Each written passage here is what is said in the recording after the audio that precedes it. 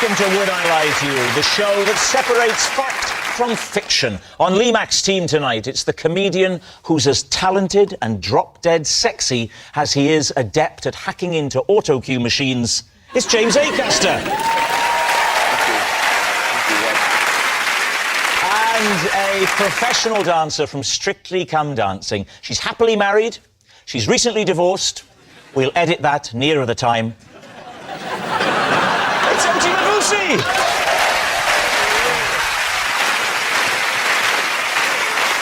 And on David Mitchell's team tonight, star of First Dates and one of France's finest maitre d's. I asked him what the soup du jour was, and he replied, soup of the day. It's Fred Six.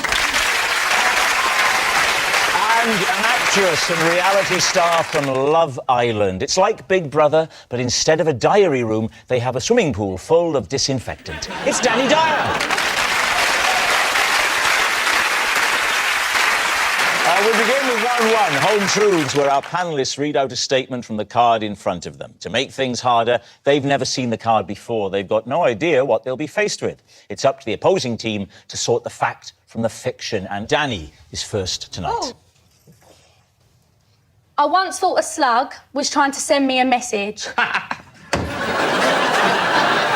His team. Hang on. Like a snail, slug, a snail. Like a homeless snail. Snail without a shell. What do you call them in South Africa? They're like so big. A shellless snail. A shellless snail? Yeah. Are you winding me up? Because if I go to South Africa and say that, if I go, hey, look, there's one of those shellless snails, they go, I think it's called a slug.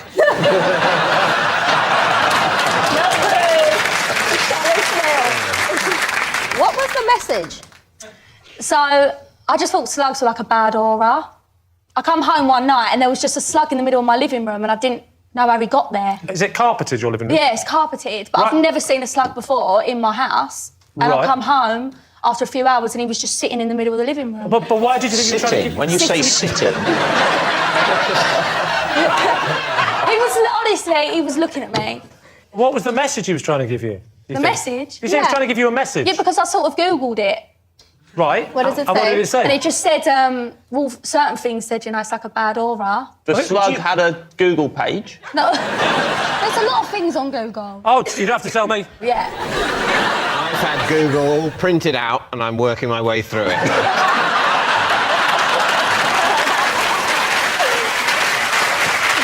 When you say it was a bad aura, do you mean aura or do you mean omen? Well, bad omen. Omen 3 was a bad omen, wasn't it? Yeah. But 1 and 2 were pretty good. What did you... Because, like, if you just Googled slugs, Yeah. it's not going to come up there, bad omen. So what did you Google? I literally typed in, slug in my living room, what does it mean? As opposed to the other one, there's a rat in my kitchen, what am I going to do? Listen, I was on my own, I was scared, I didn't know what to do. Right. Yeah. And you thought, you didn't want to run, because he might chase you. Why was that your first question, though? It is an unusual Like, question, yeah. you didn't know what to do. Yeah, there's a slug in my living room, I don't know what to do. Yeah. But your first thought is, what does this mean? Yeah, what does this mean? You mentioned, Daniel, you said, I think I'm right in saying, you said the slug was looking you in the eye. Yeah. Yeah. As I walked through the little hallway, Yes. he was directly opposite me. Hang on. Do slugs have eyes? That as well. They do have that. Yeah. They're the eyes, aren't they? So they those are. bits were looking at you. Yeah. How do you know that? I mean, did they literally, were they doing that and you walked in and they went... Good evening. Do you have any other superstitions other than the slug? Anything like walking under a ladder, walking over 3 drains. I won't Three do that. drains? You know the 3 drains? Yeah. I heard that one. 3 drains. Well, apparently, like, if you walk over 3 drains, someone's meant to touch you and you're meant to spit, but that's minging. What? How long are you allowed? I mean, at some point, if you walk over 1 drain and then another drain, Yeah. when does it reset? 3 drains in a row. 3 in a row, so it's just got to be drain, drain, drain. Yeah, If so it's a drain, drain, drain. drain, cup of tea, No, drain, no, you're no. back to... That's great. All right. Well, I mean, it's serious stuff. Yeah. Was it raining and you had a window open? No. So how did it get in? It was on a I don't know how carpet. it got in, that's what I mean. What does it mean? Let's not go round again. Is she telling the truth? No. You think it could be true? Yeah, but don't listen to me. But I think it did. I think it's true. I think it's too. true. I'm saying true. I genuinely don't care if it's true or a lie. She's won me over, and I wonder what did it mean. So, Lee, what are you going to say? Go on, I'll go in my team and say it's true. Say it's true. OK. Danny, the slug in the living room, was it the truth or was it a lie? It was the truth. Yes, it's true. Danny did think a slug was trying to send her a message. James, you're next. I once had to break into my own flat halfway through a haircut. Interesting. So, tell us the scenario. I was having a haircut Where were you having a haircut? on the doorstep of my flat. Now, that's an unusual location to have a haircut. You know why? Because he didn't want to clean the hair that was on the floor in the flat. So it's outside, so just to push it. Yeah, I can understand why you might The have... more work you can do for me, Fred, the more... thank you very much. Yes, that's why. Why weren't you in a hairdresser's or barber shop? Do you want to take this one, Fred? Appreciate that. Didn't have much money at the time, and my flatmate was pretty sure that she could cut my hair. She was pretty confident. But why outside? Because if you do it inside, you've got to sweep up all the hair. It's too messy. We thought if we did it outside, we wouldn't have to do Was that. there a plug? Huh? Was there a plug outside? Was it clippers, scissors? Oh, it was just scissors. That's all we had. So it was an Scissors. acoustic, as it were. Yeah, it was an acoustic haircut, Yeah. unplugged session. What was the haircut? Well, it was meant to be something close to this, but as it got interrupted halfway through, so it ended up that it was short at the front, short at the back, and kind of like that at the side, like quite long. Like someone took a mullet and went like that. Yeah. So she wasn't trained as a hairdresser, In no way, shape, or form. and you did not mind that she was going to cut your hair. It was an adventure. Were you high? Was I? High? No, we were on the bottom of the flat. We were. Thank you, Lee. Thank you very much. They don't respect this kind of stuff, but I love that. Now, you said that you were interrupted. What was the interruption? Oh, well, we realised that we'd locked ourselves out the flat because a cat wanted to get in the front door. Asked each other, you got your keys? Neither of us had brought our keys out. Was it your cat? No, it wasn't our cat. It was just a cat wanted to get in the door, and we weren't going to be like, who you visiting? So this is not the door to your flat. This is the door to the block of flats. Yeah, we were outside, like outside. So which floor did you live in? I think we're on the third floor. So how did you get up there? We asked some builders for a ladder. I asked them first, and they said no. And then my friend asked them, and they said yes. And at the time, I was all like, I was a bit stupid, and I was like, oh, they're just letting you because you're a girl. And then she pointed out, you've got half a haircut and no shoes on. Did you consider, when you noticed you'd been locked out, Yes. did you consider finishing the haircut before trying to get back in? I had to be in central London quite soon for a gig. And my wallet and everything was in the flat. I wouldn't be able to travel there, so I needed to act now. I couldn't finish the haircut. Luckily, I'm a comic and I'm allowed to look silly. All right, what are you thinking? I don't think so. Why would you get somebody to cut your hair with scissors? I mean, if it was clippers and you had a haircut like me, I'd understand, but with scissors... I mean, it's got to be a lie. My team think it's a lie. I can see why they think it's a lie. You're happy to go with we're lie? happy to go with lie. OK. James, were you telling the truth or was it a lie? I was telling the truth.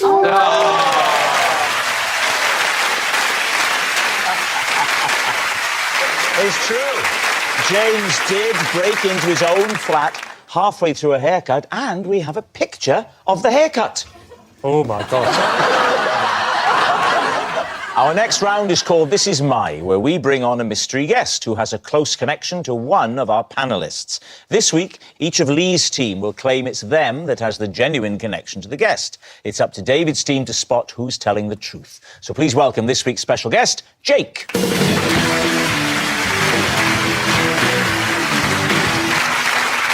So, Oti, what is Jake to you? This is Jake, and on the German version of Strictly, I knocked his tooth out with a high kick. So, OT's damaged dancer. James, how do you know Jake? This is Jake. When he split up with his girlfriend, everyone blamed me instead of him. Right, James's breakup buddy. And finally, Lee, what is your relationship with Jake? This is Jake. I once knocked him into a grave with a frisbee.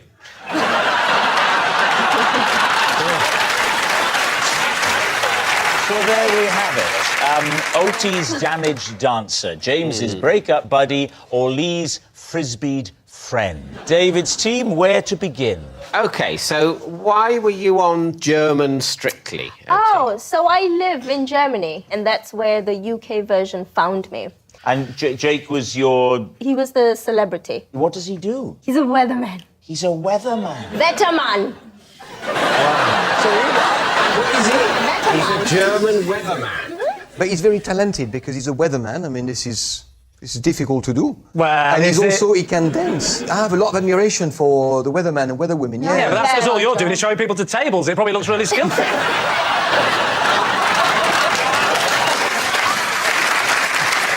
How good a dancer was he? Because on Strictly, you often have people that aren't very good. We made it up to week 9. Oh, that's not bad. No, in German, that's 0, so it means week 0.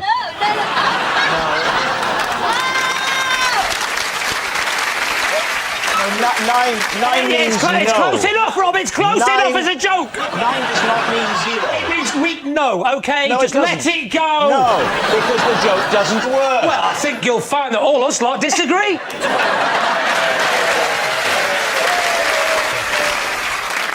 So what happened? You said you hit him? Yeah, so this was during a live show, right? And the worst part is, that was the end of the number. So you have to go there and stand by the judges. No, the worst part is he knocked his tooth out. Typical dancer mentality, and the worst thing is we got judged terribly. Did you get through to the next week? Yeah, it's Germany. They vote. Germany have got a terrible history for voting for the wrong person, don't they? Why is that an ooh? Surely you would agree with that. Yeah. Why is that contentious? Yeah, Is that a room splitter? Yeah. Oh, no, we Let's- liked Adolf Hitler. Are you all right? Yeah, I'm just contemplating the rise of fascism. What about James? James, what's the scenario? This is Jake, and when he split up with his girlfriend, everyone blamed me instead of him. Why? Because I had to deliver the news. What do you mean? We wrote a letter together. We were like 15, and it was Jake's first girlfriend, and he hadn't got experience of how to break up with people. And to be fair, not even less. And we decided, he's like, I've got to break up with her, and I don't know how to do it. Why's he got to break up with her? They weren't really clicking, they didn't have much chemistry. Right. Did you write it together? Yeah, we wrote it together in a field. Do you remember that letter at all? It was, I remember it started off with, Dear Yvonne, this is the hardest letter I've ever had to write.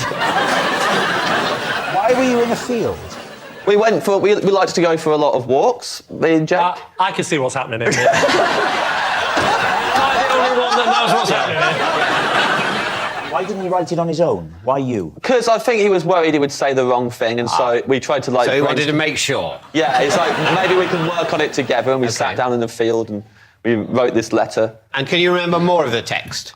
I know that it didn't really drop the bombshell until a little bit in, because I remember when I gave it to her, to begin with, she was very excited to receive a letter from Jake, and then she was going through... Did you stand there while she was reading the letter? Yeah. You stood there. Well, I just had that. So she was in my form. Yeah. So I had to go over to her table and go, oh, this is from Jake. And she was like, oh, Jake's given me a letter. And then all the girls on the table were like, yes! Why did you give it to in front of other people? I was 15 years old. You're a grown man. Did she look at you like, did she blame it on you straight away? Yeah, as soon as they all got to that bit, they all looked at me and were like, and were really furious with me and really angry. Right. Yeah. I see. And Jake was, I mean, Jake's a wild boy. They kind of expected it from him.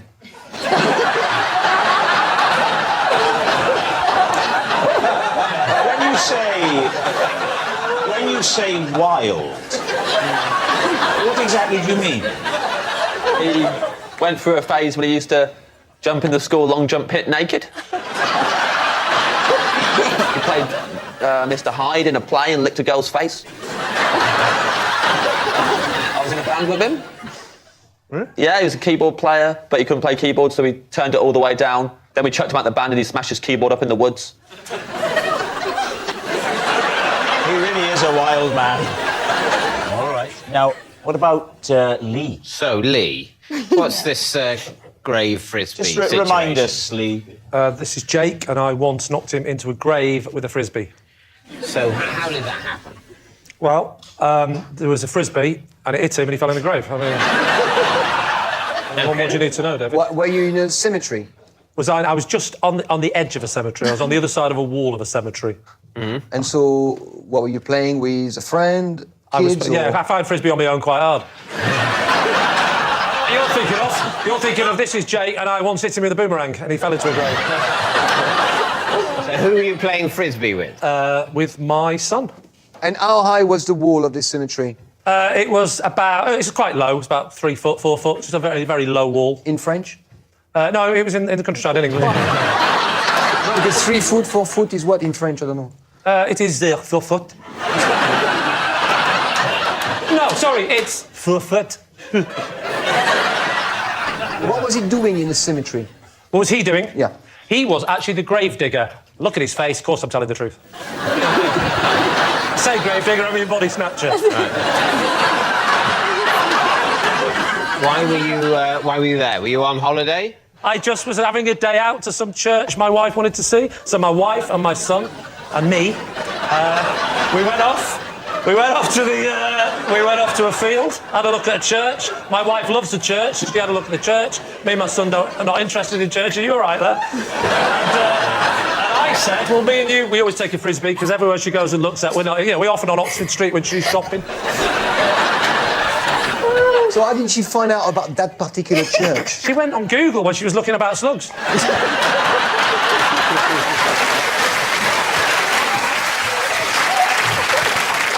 So how did he fall in the grave? Because he was looking at his hole. The hole he just dug, and he obviously just finished. He was very proud. It's a 6 foot hole. It takes a long time to dig a 6 foot hole. Trust me, I know. I've buried a few.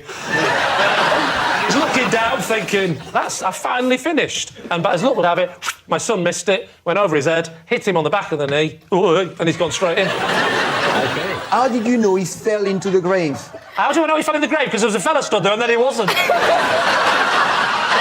right, we need an answer. So, David's team. Is Jake Otie's damaged dancer, James's breakup buddy, or Lee's frisbeed friend? I don't buy the dancing, but I think James's story is very plausible, and they look alike anyway. That's not a rule. They're not claiming to be brothers, they're claiming to be friends. Well, you have to have a reason. That's my reason. There you go. What are you thinking, Danny? James. I really believe this story. Yeah. David? Yeah, I think probably James. Oh, OK. Well, there's no doubt within your team, David. There's no doubt. We think we know, and which is absurd because, of course, we don't. But Jake, would you please reveal your true identity? I'm Jake, and James helped me break up with my girlfriend. Yes, Jake is James's breakup buddy. Thank you very much, Jake. Which brings us to our final round, quick fire rise, and we start with... It's David. last winter, I watched in horror as the tube train doors trapped the pom-pom of my bobble hat and carried it off into the darkness of the underground. These two. So you were getting on the tube, or how did it... Tell us more. Well, the tube... I'll rephrase that. Tell us anything you can think of. OK, fine. The London Tube Network opened in the 1860s. All right, I'll rephrase it. Specifically about this story. I was trying to get on a train, I was late, and I always ran head forwards. Because it's the most aerodynamic way. Yes. I didn't want to miss this train because I'd have to wait 2 minutes for the next one. So I was willing to take any sort of risk. Which door were you going to run through? The double door? The living room door. It was a double door. Right. You know. I enjoyed him in Harry Potter. Double door. Oh, I see. Sorry. I'm there for you, Rob. I'm there for Thank you. backup. I thought I was having a stroke. Now, talk us through what happens, actually. It's now trapped. Yeah, the hat's trapped. In your- Because the doors are shut, I, perhaps foolishly, or perhaps sensibly, you be the judge, but I'll have to say what it is first. I sort of recoil, Yeah. and that removes the hat. And then I go, there's the hat Right. hanging there. And off it I goes. thought at that point, there's no point putting my head back in. Well, look, David, I've got a bobble hat down here. Yeah. Oh, may I keep it? Would you like to put it on Yes. and try and reenact for us? Let's say you run. Okay. Okay. They'll have to redo my hair after this. That'll be an hour of your lives you're not getting back. Right. Okay, all right. These are So you've got these are my doors. Yeah. Okay. How fast are you going to run at me? Slower than you think. Okay. Okay. Yeah. Ready? You will be able to see me coming. So did you just wink at me? Yes, I Are you flirting with me? did. I've never really known what flirting is, but let's see what happens and then we'll know. Train's going to go now. All the passengers are on board. Please stand clear of the doors. Oh, hang on. This is my only speaking bit. Let me say it. Will you cue me when you finish your monologue? I'll wink at you. Stand clear of the doors. Stand clear. I mean, of obviously, in reality, I was hurrying down the escalators. I Yeah, wouldn't like people to there's think stairs that there. Go up there. There's stairs there. That's not how the underground works. Stand clear of the doors. Stand clear of the doors. Yeah. You've missed it. It's gone. It's gone. Try again. Again. Next one. You've got to listen. Stand clear of the doors. The doors are closing. Stand clear of the doors. The doors are closing. The doors are closing. Yes, exactly. Lee's team, is it true? No, David seemed to really have to make a lot of effort there to try and get through the tube doors. Do you think David would run Head for the first. tube head first? No, I don't think anyone would. No. I think it's a lie. So, they think it's a lie. Were you lying or were you telling the truth? Well, I was lying. Yes, it's a lie. David didn't trap his pom-pom in the tube doors. Next, it's Lee. After asking a friend how he kept his dog's coat looking so lustrous, I have now taken to washing my own hair with dog shampoo. David's team. So, what was the breed of dog whose Afghan hound. lot of hair? Lot of her, the Afghan hound. Lovely to see a lustrous Afghan. Yeah. And when did you start using this new shampoo? Sorry? When did you start to use Great this having new someone shampoo? with such a strong accent, you get thinking time. Sorry, I didn't quite catch that, Fred. Sorry?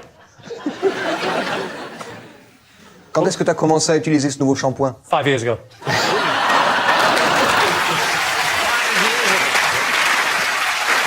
5 years ago you started, and what's the brand of the dog shampoo?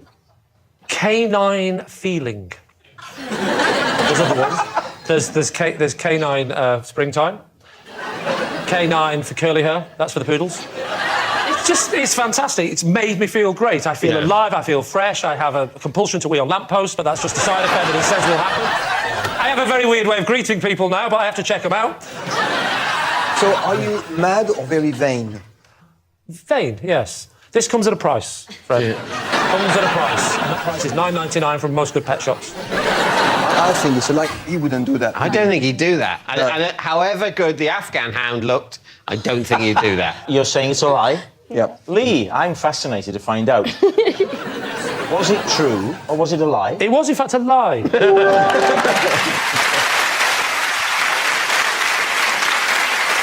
Next, it's Fred. Right. I hate using towels, so instead I dry myself every day with a hairdryer. Okay. First question I've got to ask you is, why have you got a hairdryer anyway?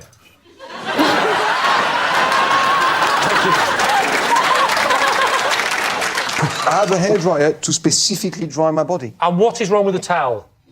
I just don't like it. Do you go everywhere with it? Everywhere. Do you want me to show you? I'd love you to Yeah. show me, yes. I go like that. So I suppose the drips are all heading down, like in a car wash That's when the blower comes over. What heat do you have it on? Then I change, I go like that. Good question from OT. Then What I go You the can't back. hear you, the hairdryer's on. The back. Fred, what Turn it off, he's asking you a question. Turn it off. which What temperature heat? do you have the hairdryer on? I've got it quite hot. Oh, I that's like it good. quite hot. You have a feeling of dryness that you cannot get with a towel. Yeah. When I'm finished, I am so dry. And then what I do, I oil myself Oh. with coconut oil. Oh. Wow. And you do downstairs? Yeah, I've got to. It would be weird if that was the bit he missed. You cannot dry yourself like that with a towel. No. How do you- Well, I get really in the crevices with a towel. How do you But then dry you your... have to burn the towel. So, Lee, what's your team thinking? OT. I think it's true. You think it's true? Yeah, I do think that's true, actually. I've dried myself with a hairdryer before. When you said it feels nice, it feels nice. I can imagine it might feel. I might give it a go. I think. Okay. Jenny, there are areas where you sort of Yeah, feel, has it yeah. ever been dry? David, I'm gonna, Really? as your friend, I'm gonna jump in here. Yeah. So, Go on, should we say it's true? Yeah. We'll say it's true. Okay, Fred, truth or lie? It's a lie. Yes, it's a lie. Fred doesn't dry himself with a hairdryer. I admitted to that. I said I did it. I thought, you said I did it because I thought, oh, there's another person who does it and I won't look weird. And now it's just me again. And that noise signals time is up. It's the end of the show, and I can reveal that it's a draw. Lee has 3 and David has 3. Thanks for watching. We'll see you next time. Good night.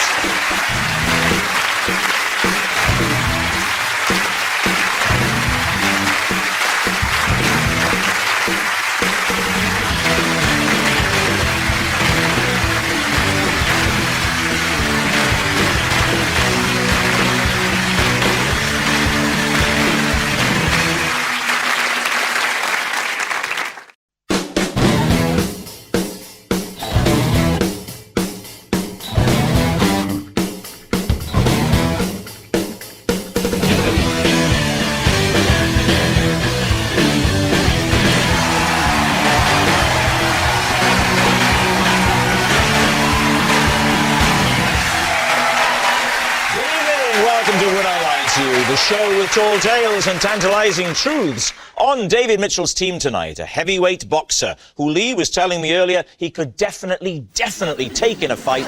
It's David Hay. And a comedian and former maths teacher. When he goes to a gig 200 miles away on a train travelling at 70 miles per hour, he knows exactly what time he'll get there. It's Ramesh Ranganathan.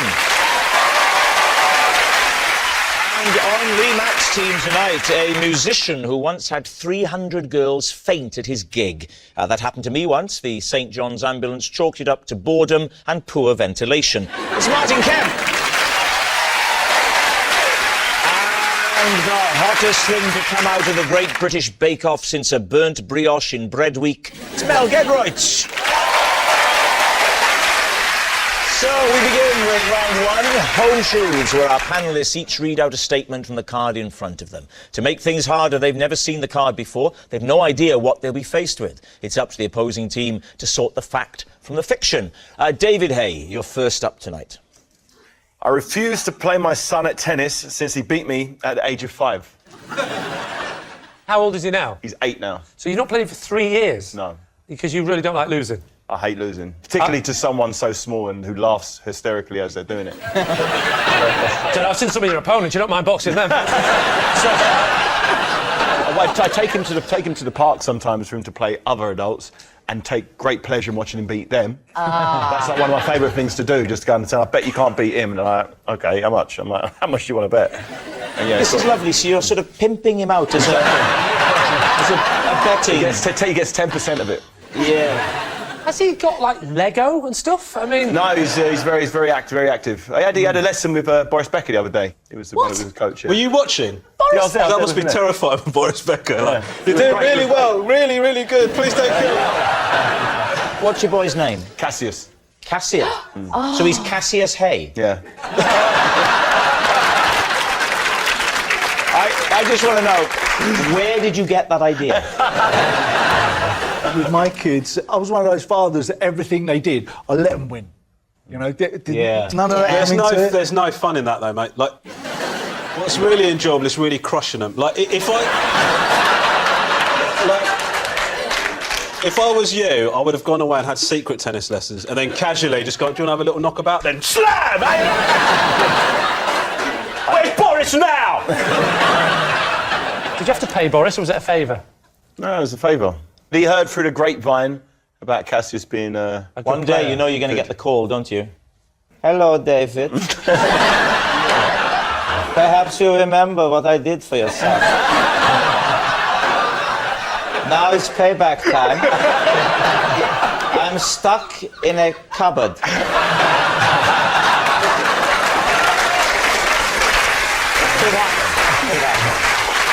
So what are you going to say, Lee? Truth or lie? What do we think? What do you think, Martin?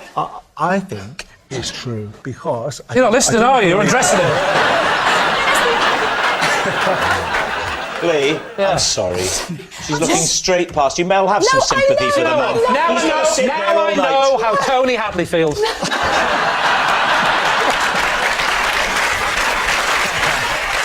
what are you going to say? The Boris Becker seems a bit extraordinary for me. Mel is saying lie, Martin I'm can. saying true. You're saying true. Lie. We'll go with Martin and say... You're going to say it's true. OK, David, truth or lie?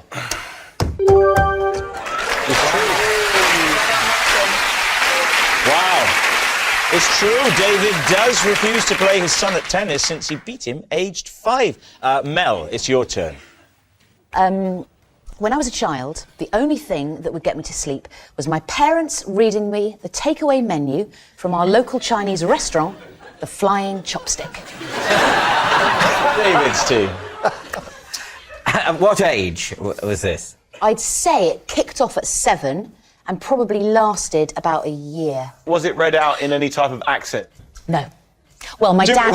Would you say any type? Any type. There's one specific one. If they read in a French accent, it'd be nice. It's quite surreal, isn't it? But I'll go with it. My dad is half Polish, half Lithuanian, so it had a sort of Eastern European tinge. Could you give us a kind of a little rendition? So it would be something along the lines of... This will be interesting. It'd be something We'll just separate ourselves from the person doing the routine. You don't want to be in the clip when it comes on the news, do you?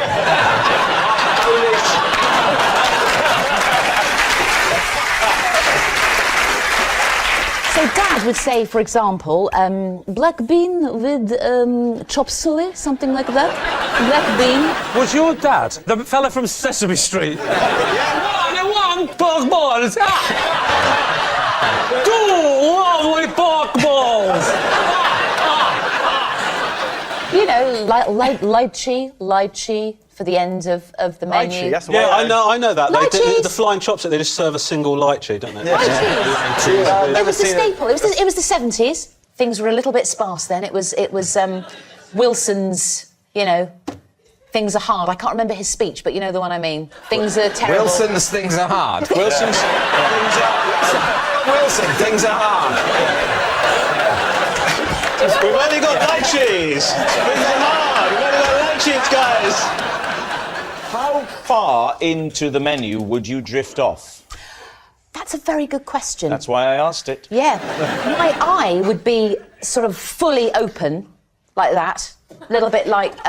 Just one eye open. One eye open, always looking, always just checking. And then I would say, by the end of the first page, the eye would be down. So you used to go to about a sleep page. half a face at a time?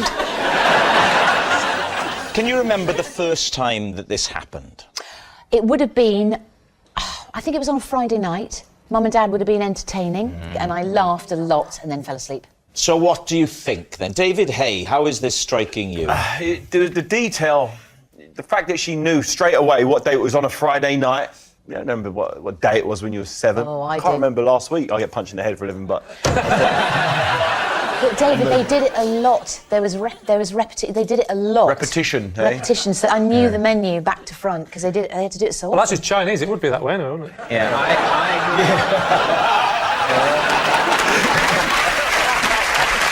Romesh, what are you thinking? I think it. I don't buy it. David, actually, you've got two Davids. We'll call you the haymaker and the librarian. What are you thinking, David? Well, I think I don't believe it. You realise, I like the system you've got there. We're going to call you the haymaker and the librarian. So what do you think, David?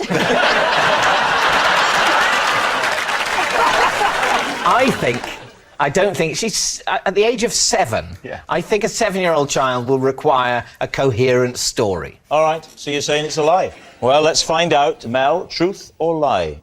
The story was, in fact, a lie!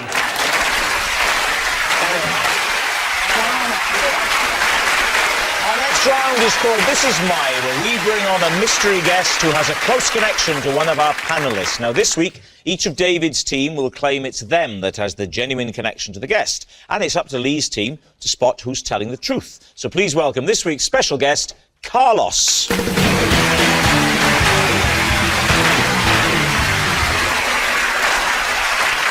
David Hay, what is Carlos to you? This is Carlos, and I accidentally knocked him down in a boxing demonstration. Romesh, how do you know Carlos? This is Carlos. I once broke my strict vegan diet because I didn't want to offend him.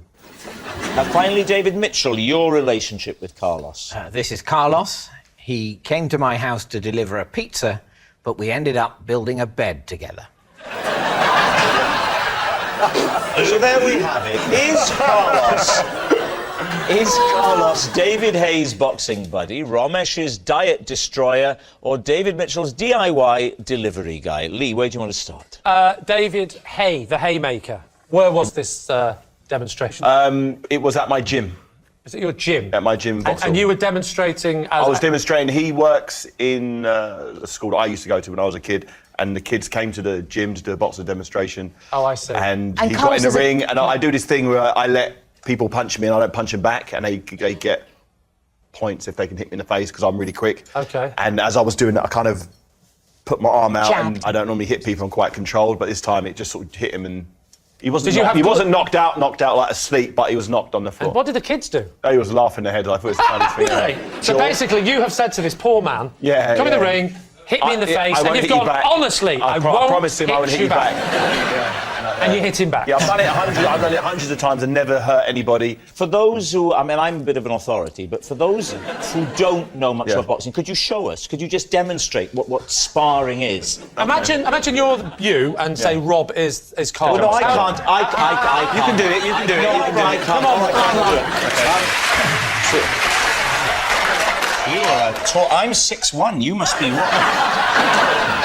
Okay, nothing sudden. Okay, what we were doing, we had the gloves on. He was punching me, and I'm sort of blocking, so he's trying to hit me. So shall I try and hit you? Yeah, he's trying to hit me. I can try and hit you. What are you going to do back to me? That's fine. Oh! I had you then, didn't I? Watch that one. Watch that one.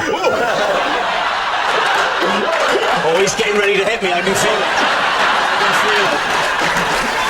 Can I give you one in the stomach? Ready? Oh. Ready? Here we go, ready? Oh! Yeah! Beginning the gentle, I'm back. No, I don't want a gentle, I'm back. No, I get... No. It's very nice, thank you very much. As I said, I get back what I did again. That was hard. All right, who do you want to ask next? OK, so, well, Romesh, you broke your vegan diet to be polite. Exactly. Yes. OK, so where were you? I was in a restaurant. And who is this gentleman to you? He worked at the restaurant. Okay. What was it called, do you remember? Yes, it was called Benito's Hat. And what did you order, Romesh? I went for a burrito, a vegetable burrito. So it's Mexican food. It is Mexican, yes, Mexican. Martin. I didn't know you were a connoisseur. Well, what was it he made you eat? Well, I was sitting eating my burrito on my own. It was quite a dark scene. And then he came over and he said, you're the comedian, aren't you? We said, you're a comedian. I said, yes, I am. And he said, we've got this for you. What was it? It was like this sort of, I don't know what it's called. It was like a dessert, but it looked like it had more dairy in it than I'd ever seen in my life before.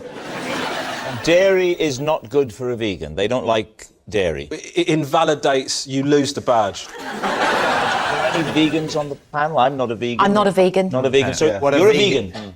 David Hay is a vegan. I eat a plant-based diet. A plant-based diet. Like picture you like a brontosaurus pulling trees up by their roots, just grabbing at the tall leaves. Brontosaurus are vegans. I know that's why I said it. Yeah, they don't.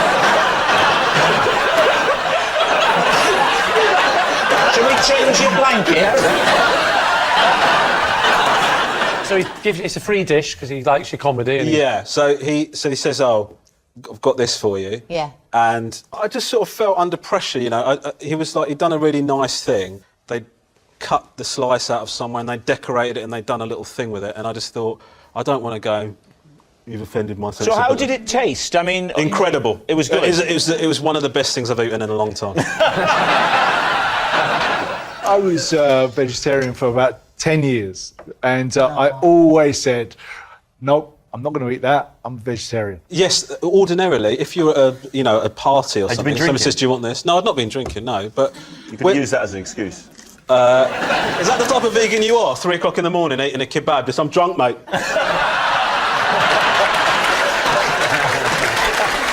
What about... called David. Little David. Oh, the bed story. Right, so He called for pizza. Oh, yeah. Carlos Yeah. came round delivering the pizza, and they ended up building a bed together. Right. Well, what? Is a bed a flat Come pack then? Is It that how was a came? flat pack, yeah. Was it for yourself? No, Who was it for? it was for my parents. Had they not visited before? Well, they had visited before, but They would sleep standing up. They'd not stayed the night before in that house. We wanted to keep things on a formal standing. Do you think David orders pizzas? Can't imagine It's ordering amazing the things that people won't believe of me. Can't imagine him ordering Orders a pizza. pizzas? Yes. Well, what else? Does. Well, what else would he do in a situation where he needs food quickly? I think he'd order some sort of Roman feast or a Tudor meal. I agree, but those sort of shops have been closing down at quite a speed recently. I can't imagine him just ordering... Tudor meal? I could just speed dial Tudor meal. I'll just have the Tudor meal number 4. With extra wrens. So he knocks on the door. When he knocks on the door, did you have a plan that when Yeah. the pizza man comes round, you're going to ask him, or was it a spur of the moment thought? Well, the body of the last pizza man was beginning to smell. You murder one pizza man, then you have to murder another pizza man. That's the domino effect. The bed was...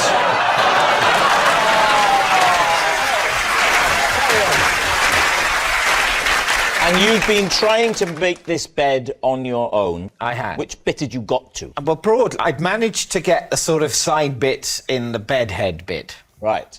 And some of the kind of slats were more or less in Let's place. be honest, you've almost finished then. You put the slats on already, but you still haven't done the bottom. Yeah, I You couldn't- didn't do the slats at the end. Put the slats on before Exactly. you attached the 2 side bits. to What the else had you done? Had you also made the bed and plumped the pillows? I mean, you've gone in the wrong order of all this. So the doorbell goes, here's your pizza. Oh, it's you. Hello, mate.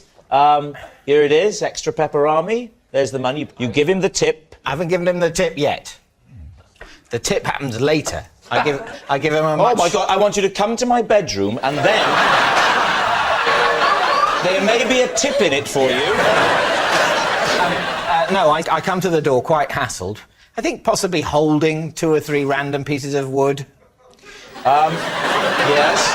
And I say, look, I'm terribly sorry, but could you just help me with something?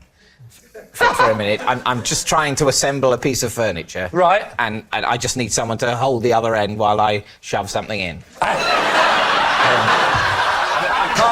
can't vouch that those were my exact words.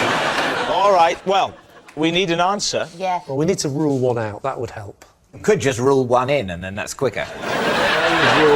Little David out. Definitely. Rule little David out. Yeah. Well, then we're left with the Haymaker, let's say, brutalising the teachers in a one-sided fight, or Romesh. I mean this in the nicest possible way, Romesh, but your face doesn't scream accommodating.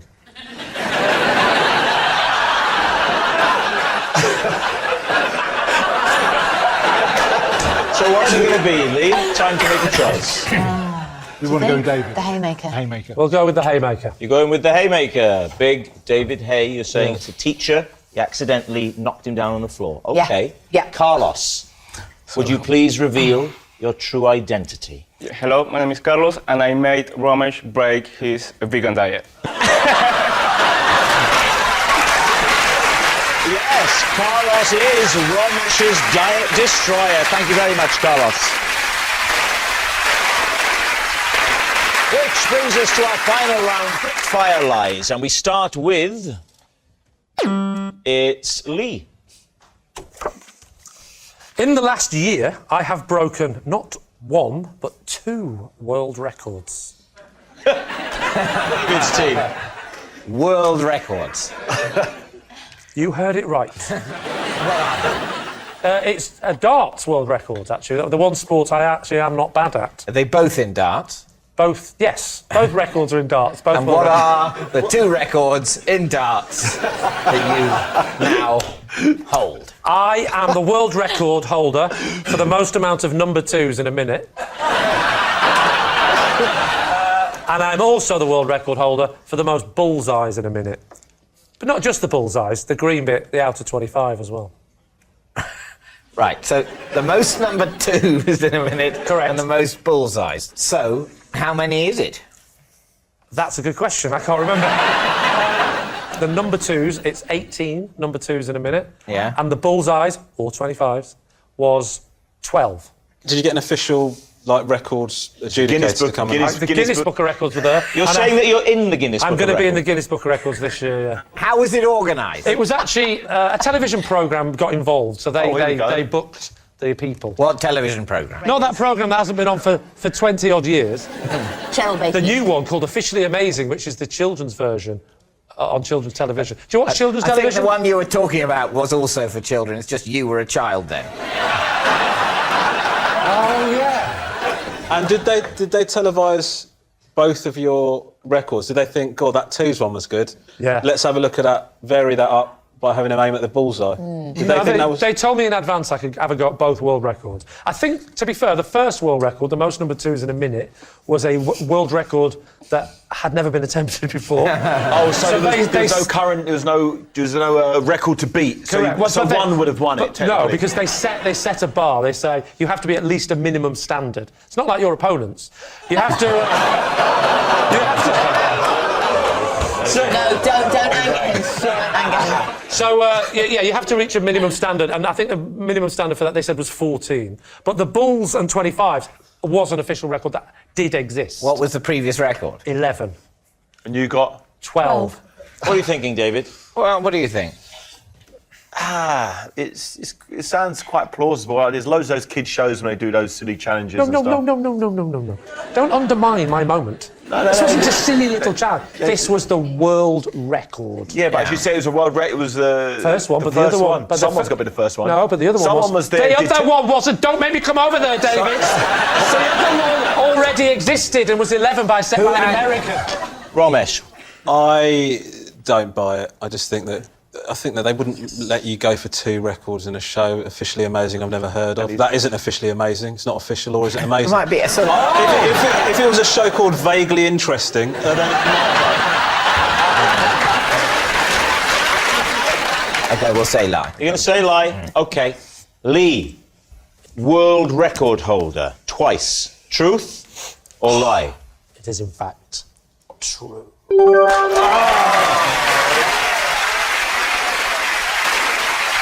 Yes, it's true.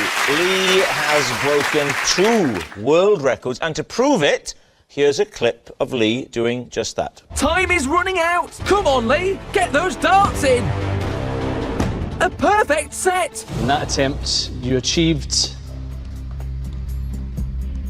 12, which is a brand new...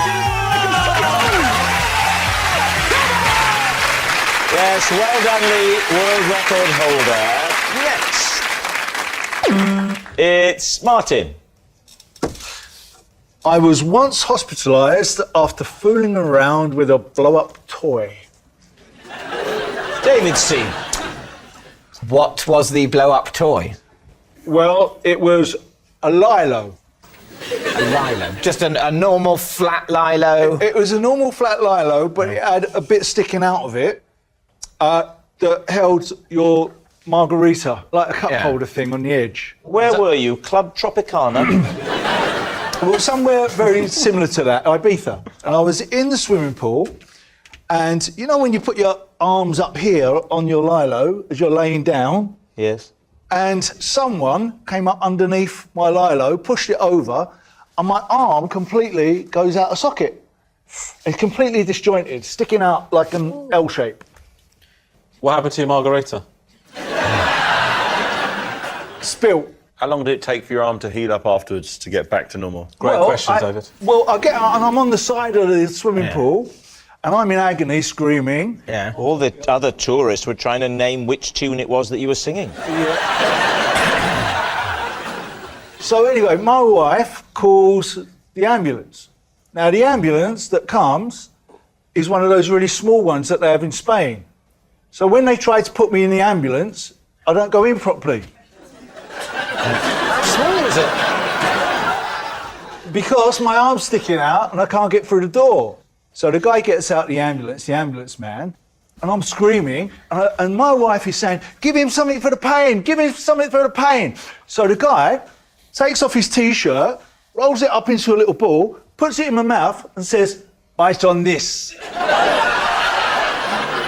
I had to bite on his sweaty T-shirt Did to stop the pain. that help with the pain? Well, it just stopped the screaming. How long did it take to heal up? I asked the question again as you swerved it. I had to go to hospital. I don't understand that, but after you went to hospital, how long did it take for your arm to get back to normal? So it was no, fine? I had an operation. My client does not want to answer the question. I'll tell you what happened.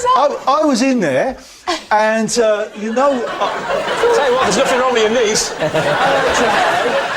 the tendons sewn together. Yeah. And you know when they wheel you into that recovery room? Yeah. And as you wake up, as you wake up from kind of anaesthetic, you get really cold, don't you? Yes. So I'm shivering away in bed, and I'm saying to the people in the recovery room, oh, I'm freezing. All of a sudden, this nurse, who was huge, big woman, hears me saying out across the other side of the room, and she hears me saying across the other side of the room that I'm cold. Yeah. Next minute, she comes bounding across, lays on top of me, saying, I'll keep him warm. It was like a terrifying version of Baywatch. What kind of unorthodox medical procedures are going on here? So how long did it take you to recover from this?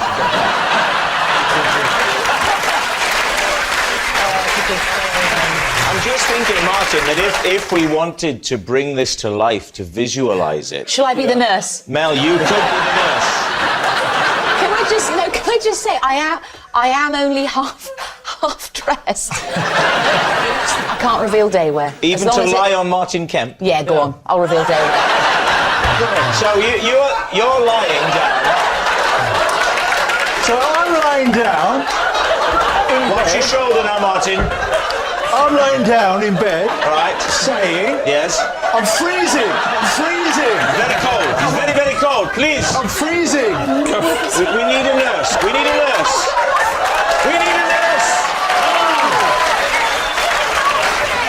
We need a nurse. Take your chance, woman. Get on.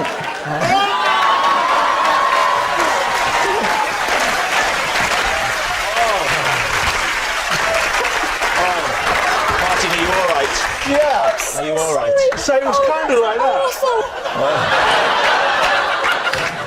But I'll tell you something, it was the last Lilo I've ever gotten. So how long did it take to injury? Did that really happen? What are you thinking? Truth or lie? I think it's pure fallacy. Lie. I see for sure he's lying. Oh, yeah. Lie, we'll say lie. You'll say it's a lie. Martin Kemp, lie or truth? I think he means it's true. I thought you were expecting Mel to press your nipple and it would come up. This much is true.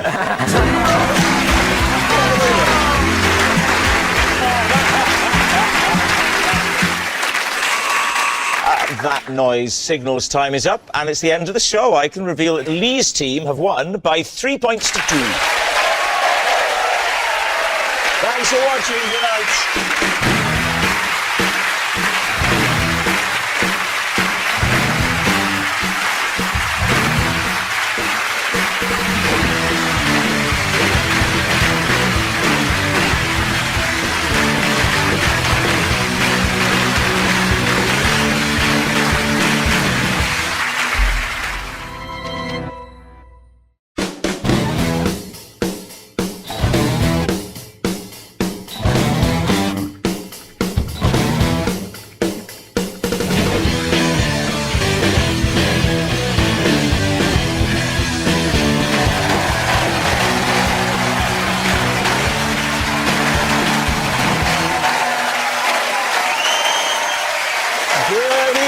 Welcome to Would I Lie to You, the show with barefaced lies and well-masked truths.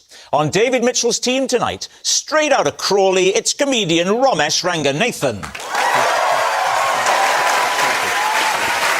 And she is the BAFTA-winning star of all your favourite sitcoms. It's Jessica Hines. And on Lee Mack's team tonight, the British comic who's conquered America. It's Gina Yashere. And the man who knows all about telling lies on television, from The Traitors, it's Wilfred Webster.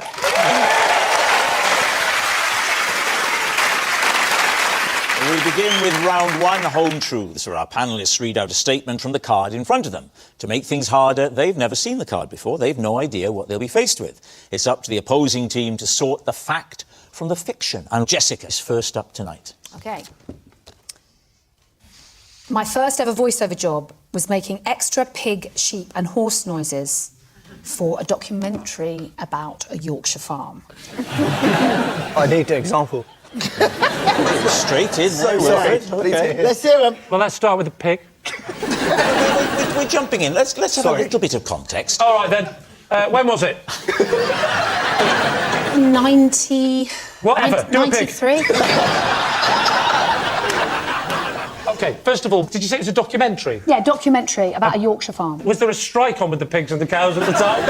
Didn't they provide the noises? I can't tell you why. All I can tell you is, for some reason, the sound was not good. Right. And they didn't know what to do, so... Before you came into the studio, did they say, do you have any expertise in animal noises?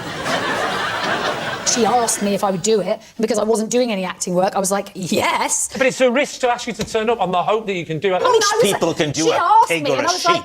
Yes. It's hardly turning you into Jim Carrey. Rob, the one thing I've learned about you is if you could impersonate it, you'd have done it. I've never heard you do a pig or a sheep or whatever the other one was. I wonder how it would be if we went Ronnie down to the Corbett- farm and we found Ronnie Corbett.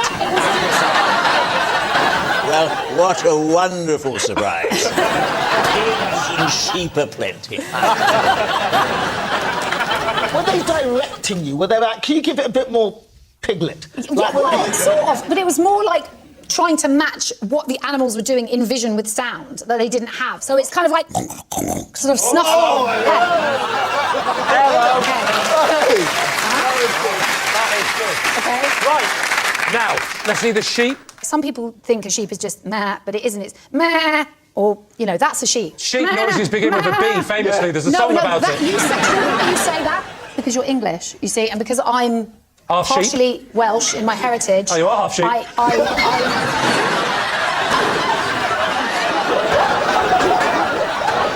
Rob, it's true. Back me up here.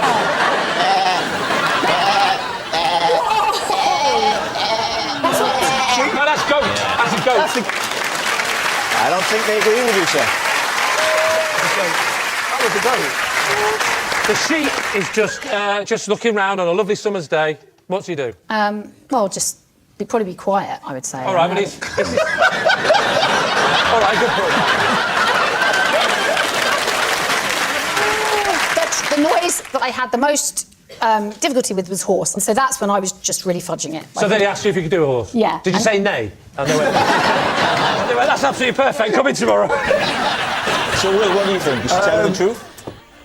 I think she's telling the truth. Wow. Do you? I'm not very... Listen, I was good at lying. I wasn't good at finding liars. I never had to do that, OK? So I don't know. Why did you accept the booking then, mate? Gina. You know what? I believe her. Do you? I don't know why. I could feel the awkwardness coming over her as she was telling this story. I mean, she could be a really good actor. She has Well, excuse me.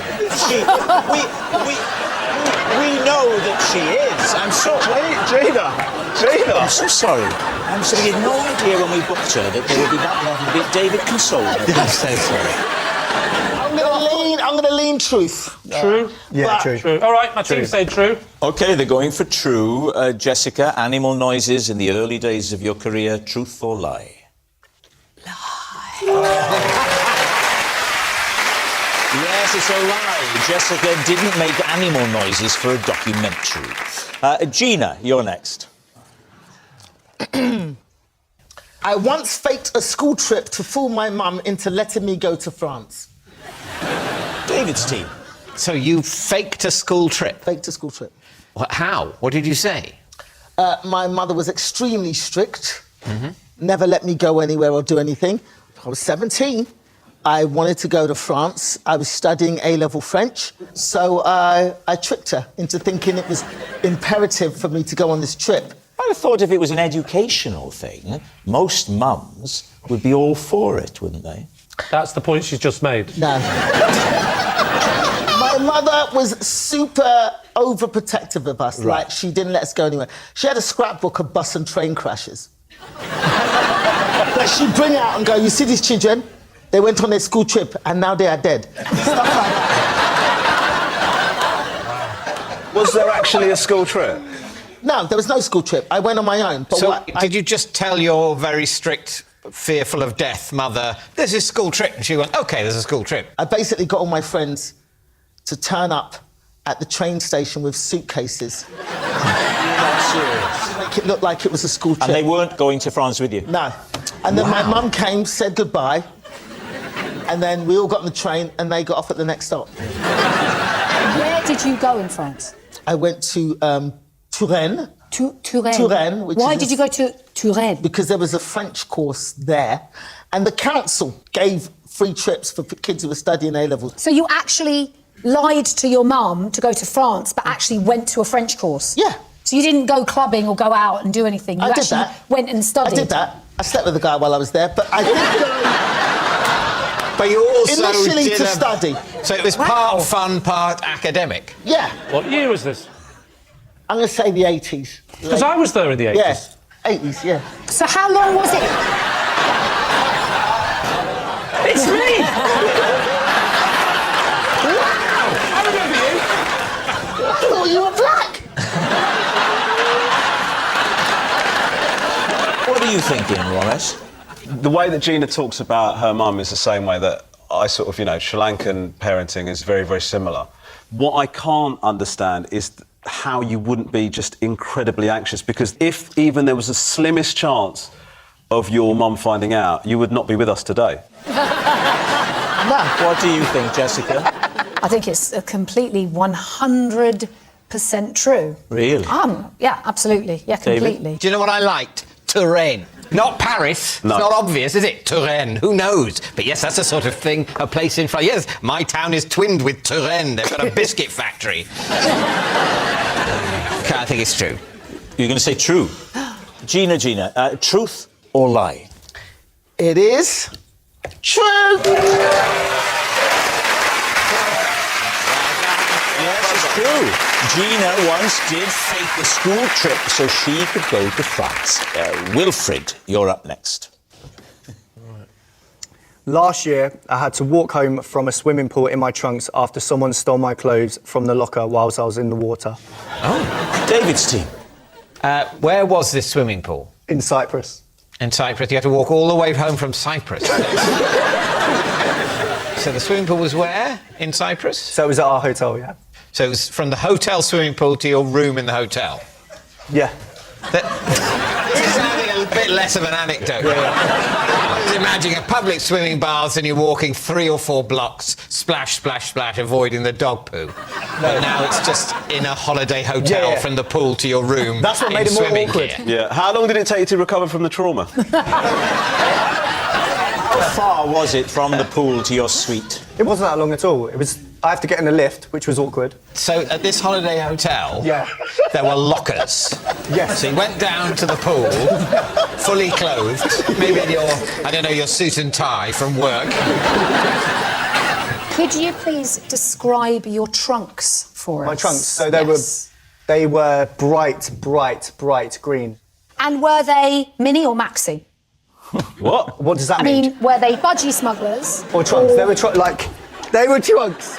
So they were swinging around. Well, you flatter him. What's swinging around? What's the vague question? It's definitely not swinging around. Were they swinging around? Just.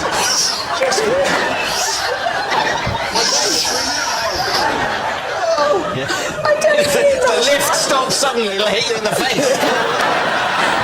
I mean the material. Oh. Well, I didn't have them. They were stolen. Oh, so you were...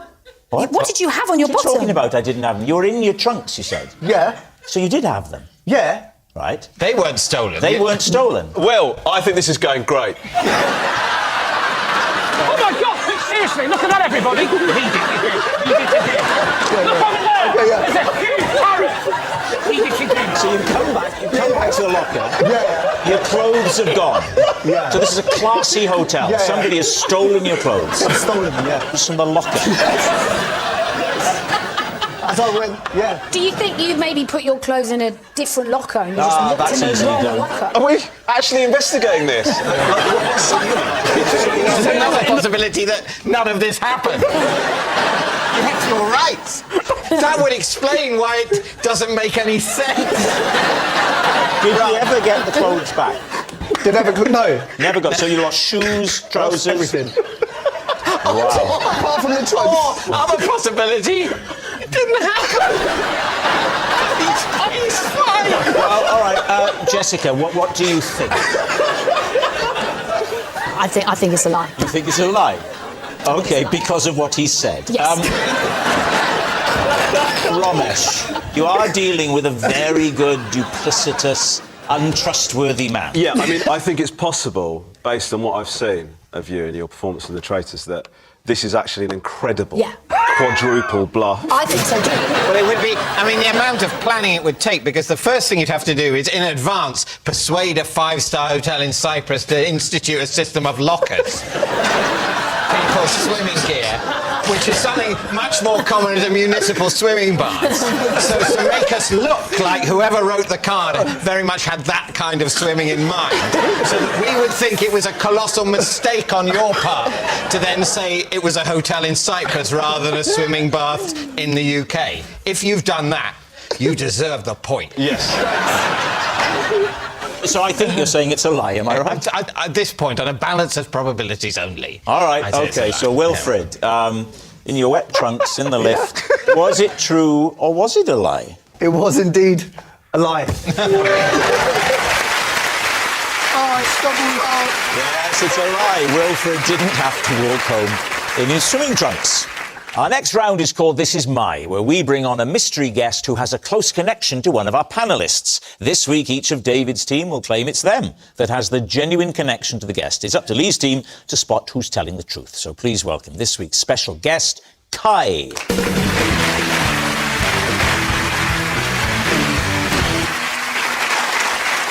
So, Jessica, what is Kai to you? This is Kai, and he painted my front door with 73 bottles of nail varnish. Ramesh, how do you know Kai? This is Kai. He once told me off when I discussed his private parts on a podcast. Finally, David, what is your relationship with Kai? This is Kai. Don't bother, David. You have never met this man in your life. Look at him. This is Kai, and I had to borrow his fingers in order to order my Big Mac. So there we have it. Jessica's paint pal, Ramesh's mortified mate, or David's helping hand. Lee, where do you want to begin? Jessica, the obvious question. is... What colour did you go for? It was a sort of shiny blue. Shiny blue. Yeah. Kai is an amazing, decorator and lives in my town. Right. We were walking past this house, this amazing-looking house, and there was a front door that looked gorgeous, beautiful colour, really nice. And I knew that Kai lived there, but I hadn't actually properly met him. And then when I finally met him, I was like, my God, your door is so gorgeous. Did you... It's a hell of an opening line. Thank God you didn't like his cat flap.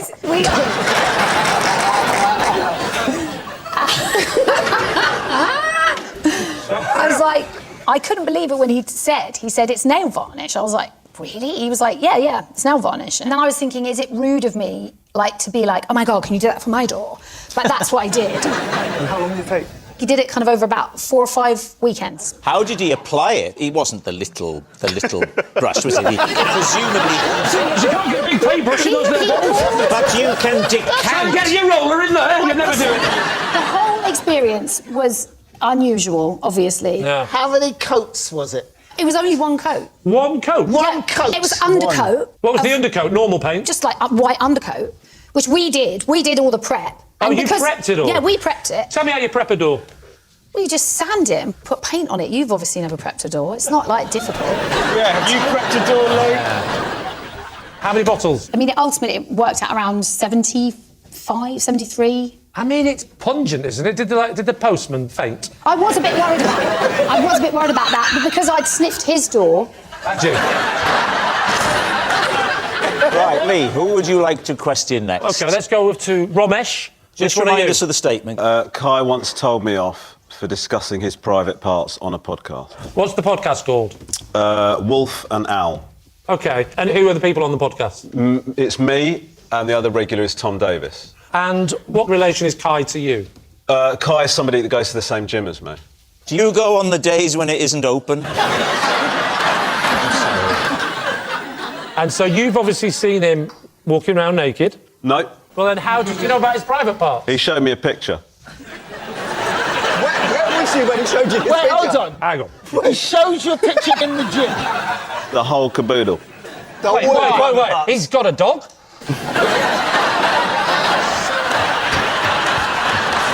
Oh, no, don't blame me on that, please. So, all right, how did this conversation come about? On this particular day, I noticed he was just walking a bit funny. And I went up to him and I said, "Are you all right?" And he said, "I had a vasectomy yesterday." And then he said, "Do you want to see?" And you said yes. Well, I'm not saying it wasn't unusual. Right. It's not how most of my conversations go. Did he show you before and after? I saw a series of pictures.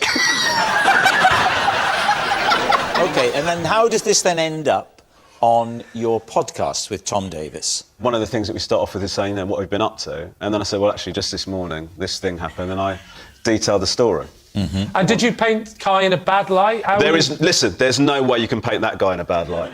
I saw it made me want to write a poem about it. So he was not happy that you had mentioned this vasectomy? No, it was his wife that was the issue, because she listens to the podcast. And so she's a private person, I guess, and sort of didn't want me to see. No, she's not a private person, she's a normal person.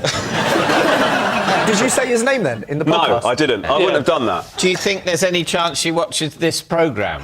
There's a chance, She might not like that either. Whereas what you say, you didn't mention him by name, here you have.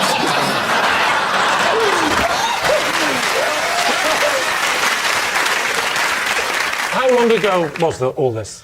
Like a couple of months, not that long ago. It's obviously still very sensitive. Yeah. He's been covering it up since he walked up. Now then, Lee, what about David? Remind us of your claim. I borrowed his fingers to help me order my Big Mac. OK. Now, I know the answer to this, but just for the audience, what exactly is wrong with your fingers? I don't know. I've always found them to be adequate. Maybe I was cold, but whatever it was, I couldn't get the thing. I was pressing and pressing. This is the new thing they have where you don't speak to a human. I was poking a member of staff. Give me a hamburger. Some people may not. People may not know. You had to borrow somebody else's Exactly. No, yes, it was one of the new screens they had. And it wasn't happening for me. Either I couldn't get it to go at all, or I'd do that and then it would be like I'd put 5 in there, and I don't want 5 Big Macs. What time of day was this? It was late at night. Now, what was Kai doing? He was also in McDonald's. Yes. Did you sort of approach him and go,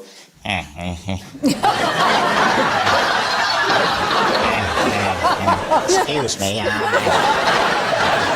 problem with the fingers. How did it go? He was behind me in the queue for this mission. What are you doing there? What I'm getting at is, did you hold his fingers and do that with them, or did you just let him do it? I let him do it! I fished his little fingers out of his pockets and poked away with them until he asked me kindly what I was doing. Who were you with late night in McDonald's? No one, just me. On your own? On my own. I'd been to an event. What sort of event was it? Pub. It was a book launch. Whose book? A friend of mine's, but I'm not going to say whose book. Come on. Not going to say whose book. Why not? Because it was a very, very dirty book. No. And your fingers had become... Your fingers had become dysfunctional. I went to the launch. And then I went to the pub with some people from the book launch. Right. And then after that, I went into McDonald's like I used to as a much, much, much younger man. But when I got into McDonald's, everything had changed. It was no longer possible to ask another human for a hamburger, and it was necessary to log on to some sort of wall of food. I did my best to do that, but something was wrong with my old, hungry, drunken fingers, and the machine refused to give me anything. What were you trying to order? A Big Mac. I was also, full disclosure, There's no verb. There's no verb. This double act isn't working out, is it? No. There's no verb. I was mortified by that. You can't say, were you? Just, I hadn't asserted any action. You've got None of this makes any sense. Yes. Full disclosure. I also ordered some chips and a tea. Oh, it said chips, did it, on the thing? No, it said fries, but I still refer to them as chips in a desperate attempt to resist American cultural imperialism. All right. We need an answer. So, Lee's team, is Kai Jessica's paint pal, Romesh's mortified mate, or David's helping hand? Right, well, first of all, let's look at Kai. He looks buff, doesn't he? Yeah. Buff. He looks like he goes to the gym a lot. Definitely. Painter and decorators are usually a bit more, let's say, flabby, shall we say. And also, you must be very protective of that door. Like, if people knock on the door, just scream, use the doorbell and stuff like that. Are you like... I do. What else is the doorbell for? Does your finger work on the doorbell?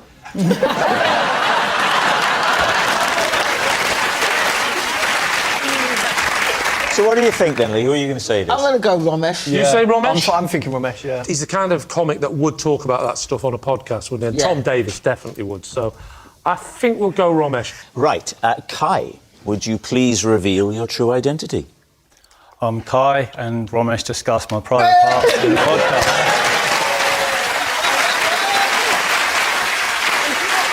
Yes, Kai is Romesh's mortified mate. Thank you very much, Kai. Legend, thank you. Which brings us to our final round, Quick Fire Lives, and we start with... It's Lee. Next week, I am due to appear before a disciplinary panel at my clay pigeon shooting club. I accidentally shot the owner's wife in the knee. David's team. Where do you go clay pigeon shooting? I go to the local clay pigeon shooting club near me, and I'm not willing to give away where I live. Is it in the countryside, in a field? It's in the countryside, in a field. How often do you meet? About 4 or 5 times a year. So once every 2 to 3 months? 2.5 months. OK. Was the clay pigeon very low or was the wife's knee very high? Fortunately, the person who runs it, his wife has got 2 broken arms at the moment. And so she wasn't able to do any clay pigeon shooting that week. In a cast? Both in casts. I didn't know that you went clay pigeon shooting. No, neither did I till about 30 seconds ago. Paint a picture of the incident itself. I can paint a picture, but she can't. 2 broken arms in a cast. OK. Forget all the bit about the broken arms, that wasn't true. OK. Her job, Betty the Puller, they call her. Betty the Puller. Betty the Puller. Her job is when you say, pull! Because that's what you do in clay pigeon shooting. You go, pull! And then pull! And the clay pigeons go off and you... And the good thing about clay pigeon shooting, you don't have to be that good. As long as you're in the rough area, the shot spreads. Yes, so how could you hit her? She's at ground level. Because I was going... And then, on the 3rd count of pull, I went pull, and I went... Come on, Betty! Boom! Get up! You didn't. I didn't. I went like that, and then pull! Oh, come on, Betty. I'll do it in slow motion. Come on, Betty.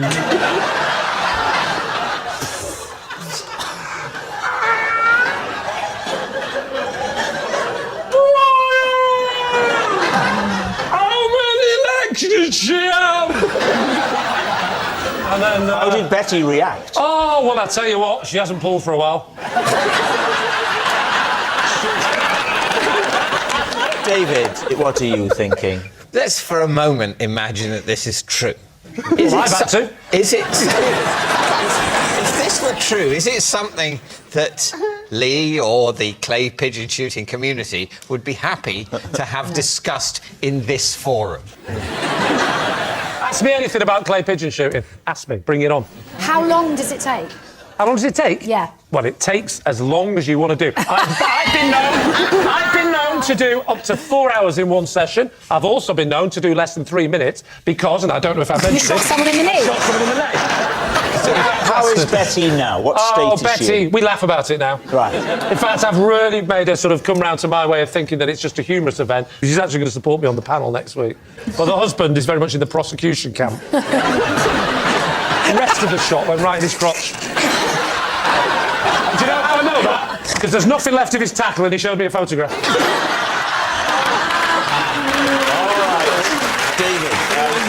I think I know what you're going to say, but truth or lie? Well, lie? It's a lie. Yes, Yeah, we think it's a great story, but we don't think it happened. Lee, they doubt whether this is true. Is it?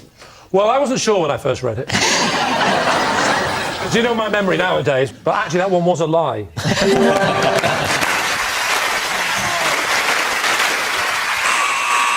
That noise signals time is up. It's the end of the show. I can reveal that Lee's team have 1 point. David's team have 4 points. Thanks for watching. We'll see you next time. Good night.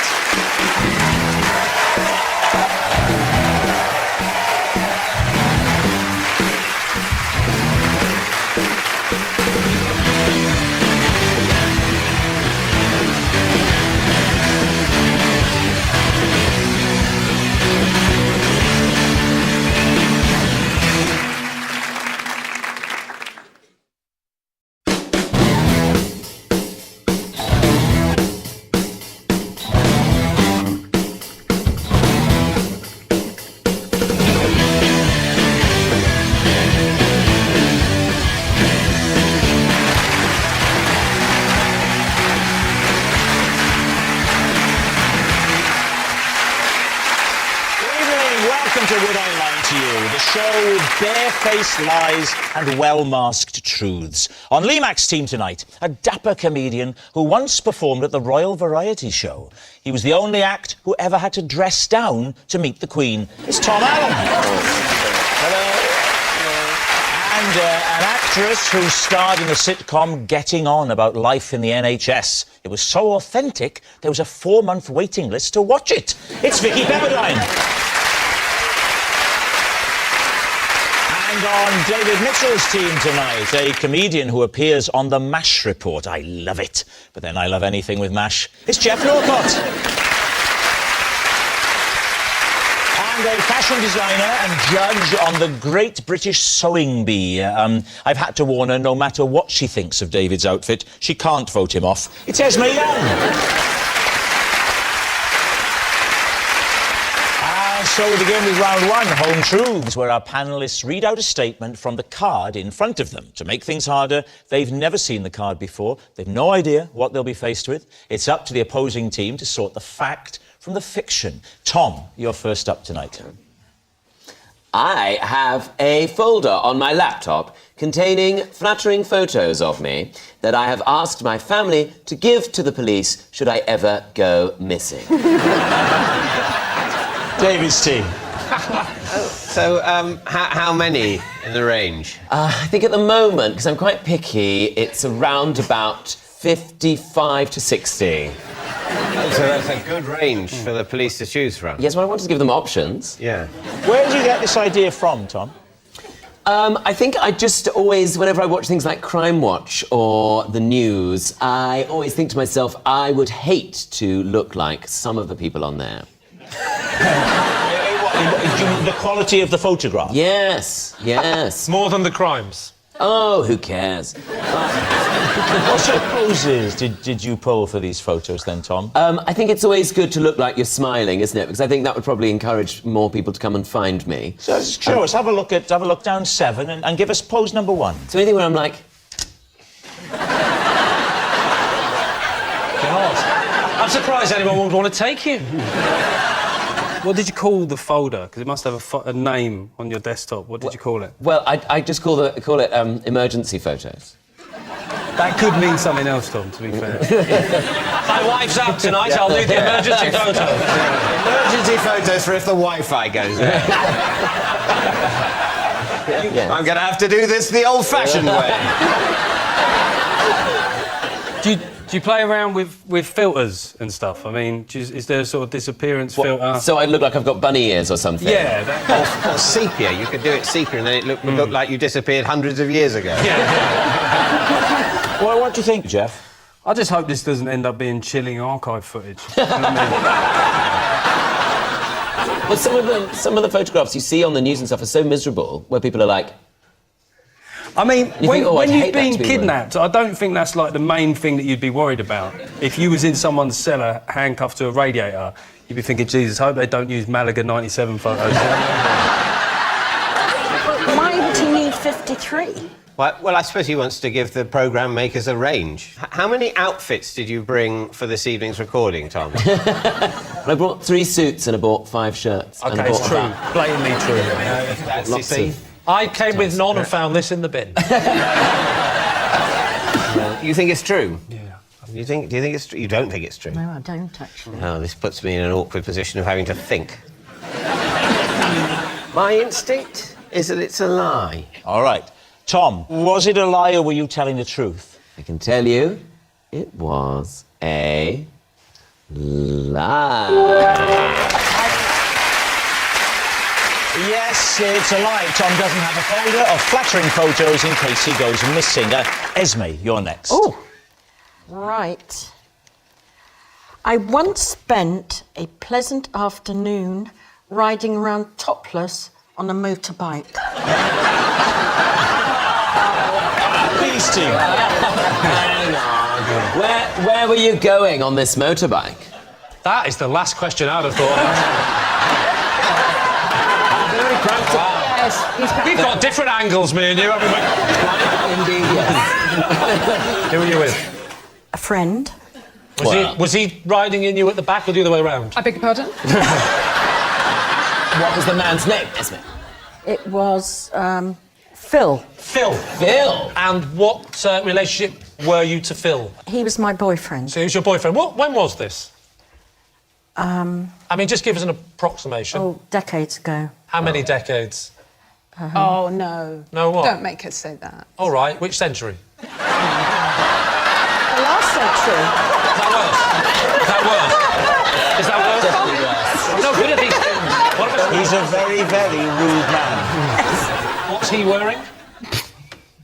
I don't remember. Well, let me rephrase the question. Did he have anything out? Well, he had his arms out.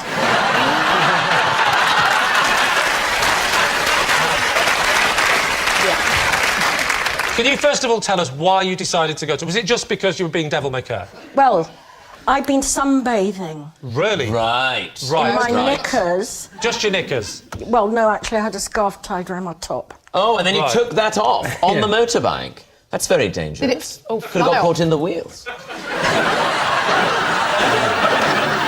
I'll tell you what, if my idea earlier would have been that Phil had something out, he could have caught that in the wheels, couldn't he? I don't know who this Phil is, but he's very impressive. You should never have done it. So you are lying, sunbathing, and he suggests, why don't we go for a spin on the bike? Yeah. You jump on the back of the bike, and at this point you've got the improvised bra thing on. So when you start riding, it's on. At what point in the journey did you decide to get rid of the scarf? And where did you put it? Well, what happened is, because we were going so fast, the scarf fell round my waist. If you were holding on to him, I guess. So you weren't in a position to put it back on? No. And how long did this last? About 45 minutes, an 45 hour. minutes? When was this in the world? Surrey. Oh. I know Surrey well. Whereabouts in Surrey? I think it's called Bug Hill. Right. Do you know Bug Hill? Yeah, yeah. Oh, OK. I'll never forget, it's where I once saw a topless motorbike. So I suppose, in a way, though, they're not totally exposed to the elements. How big are they? Well, I don't know. So it's a very windy day if they're out there.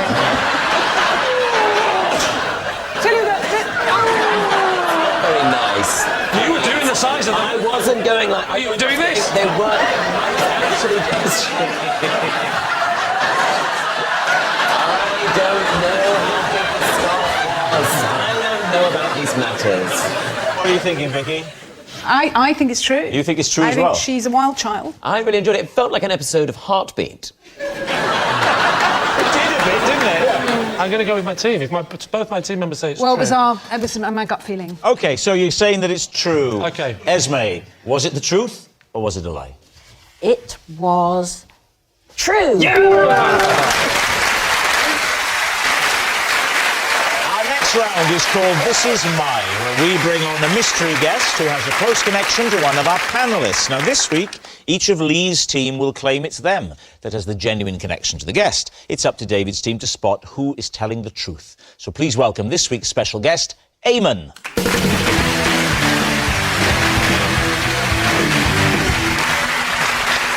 So, Tom, what is Eamon to you?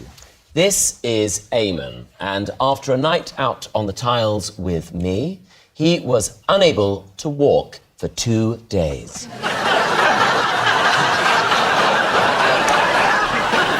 So, Tom's partying pal. Vicky, how do you know Eamon?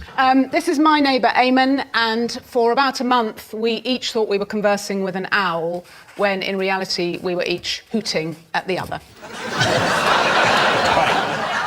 Vicky's featherless friend. And finally, Lee, what's your relationship with Eamon? This is Eamon.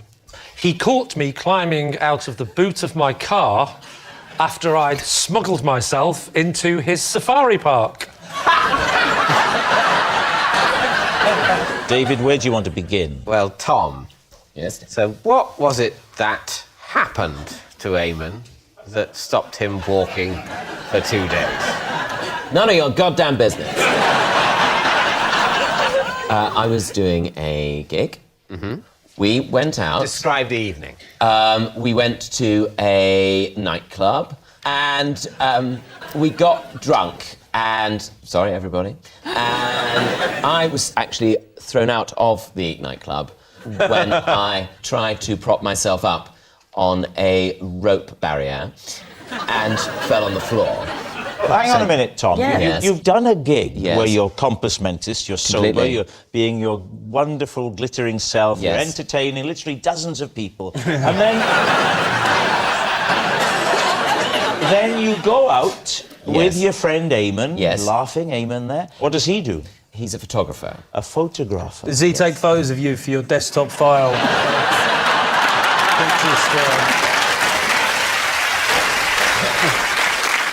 So you fell over. Yes. The bouncers go, hang on, someone in here has been drinking. Yes. And throw you out. Yes. I hope they said it in exactly that voice, Derek.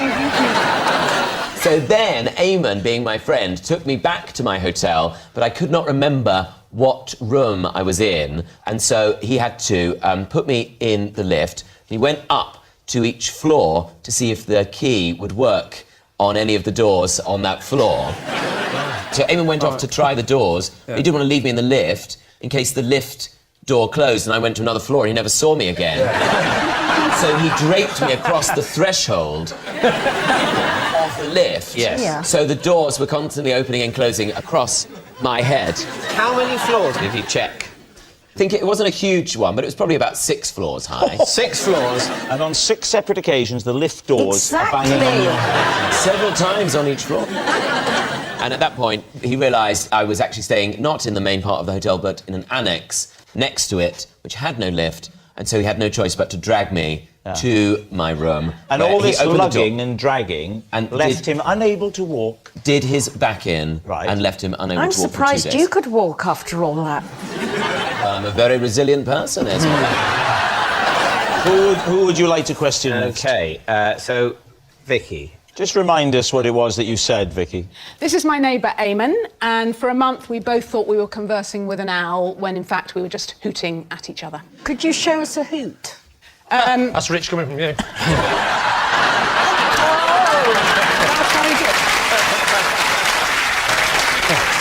OK, so what I heard was...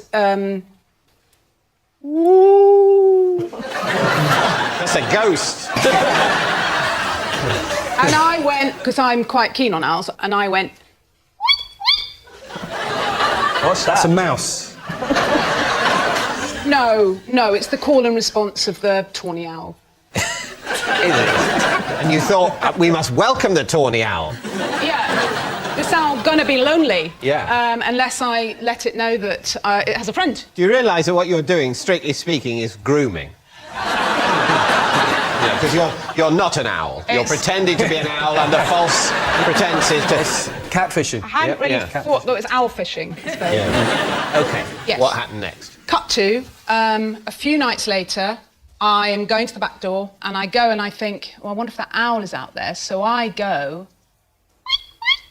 Oh, hang on, that's the reply. Why didn't you do the oo? Well, because actually the wit is the call, and the woo is the reply. Well, hang on then. Why did you wit when you heard a woo? That owl was clearly already talking to someone else.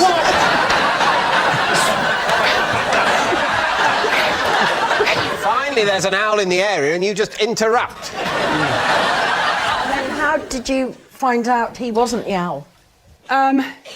Look at him. Would it be great now if his head just span round? At the end of our road is a off-licence shoppy type thing, and I was in there, and Eamon was buying a Sunday paper. One of the things that was in there was a supplement which was about nature, and one of the things that they'd done a survey on was something called Owl Prowl, and it was lists of sightings of owls. Can I just say, I've had years of experience in this. You are digging a massive hole. You didn't need to mention the supplements. Anyway, Owl Prowl. Sorry, so Owl Prowl, yes. And I said, I think there's an owl in this neighbourhood, and he said, there is, I've heard it. And I said, I think it's a tawny owl. And I said, in fact, I heard it last night, and he said, so did I. And then it gradually dawned on us both that what we'd been doing was... I see. Replying. Hooting. Yeah. Is this the plot of like a rom-com with Meg Ryan? Yeah. What about Lee? Would you remind us of your claim? This is Eamon. He caught me climbing out of the boot of my car after I tried to smuggle myself into his safari park. How long ago? This was 13 years ago. So what was the saving? The saving was, I think it was £35 for an adult. Right. But the reason why I didn't want to pay is because I had been before to the safari park, and I'd come out without the annual pass, and I was annoyed. So I got so irritated, and we had a bit of a row, me and my wife, because I said, go back and get the annual pass, and she said, no. And in the end, I said, well, look, I'm just going to sneak in the boot. We had our baby on the back seat. He wouldn't get in the boot with me, so... So when you were in the boot, how were you lying in the boot? How big a bit boot like was now. it?